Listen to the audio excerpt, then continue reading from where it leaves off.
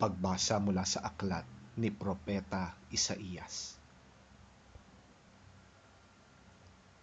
Sa araw na iyo'y ganito ang aawitin sa Huda. Matatag ang ating lungsod. Si Yahweh ang magtatanggol sa atin at magbibigay ng tagumpay. Buksan ang pintuan at hayaang pumasok ang matuwid na bansa na laging tapat. Binibigyan mo ng lubos na kapayapaan ang mga may matatag na paninindigan at sa iyo'y nagtitiwala. Magtiwala kayo kay Yahweh magpakailanman, sapagkat ang Diyos na si Yahweh ang walang hanggang kublihan. Ibinababa niya ang mga nasa itaas, ibinabagsak niya ang lungsod na kanilang tinitirhan, hanggang maging alabok ang mga pader nito. Ito'y tinapak-tapakan ng mga taong hinamak at ginagawang tuntungan ng mahihirap.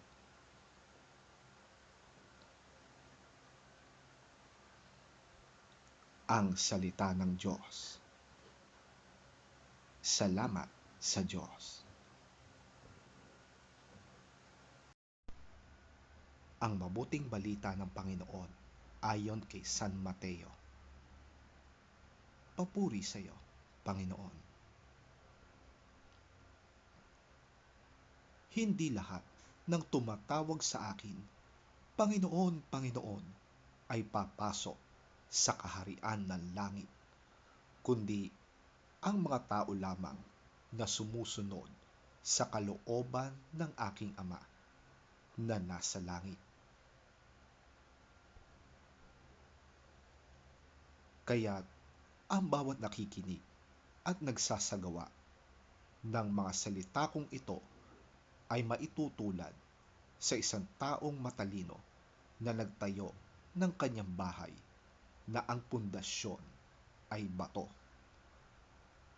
Umulan ng malakas, bumaha at binayo ng malakas na hangin ang bahay na yon, ngunit hindi nagiba sapagkat nakatayo yon sa bato.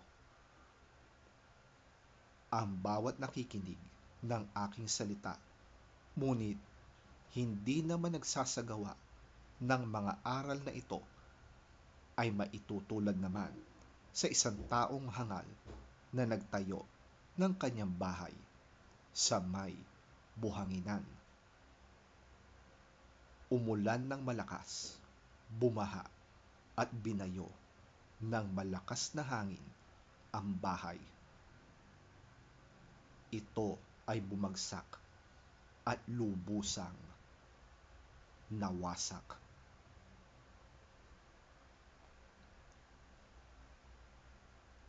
Ang mabuting balita ng ating Panginoon. Pinupuri ka namin, Panginoong Hesukristo. Not everyone who says to me, Lord, Lord, will enter the kingdom of heaven, but only he who does the will of my Father who is in heaven.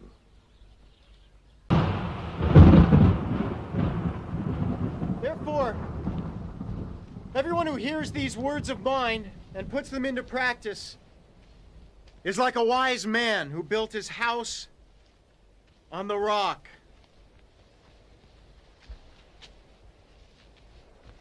The rain came down, the streams rose, and the winds blew and beat against that house.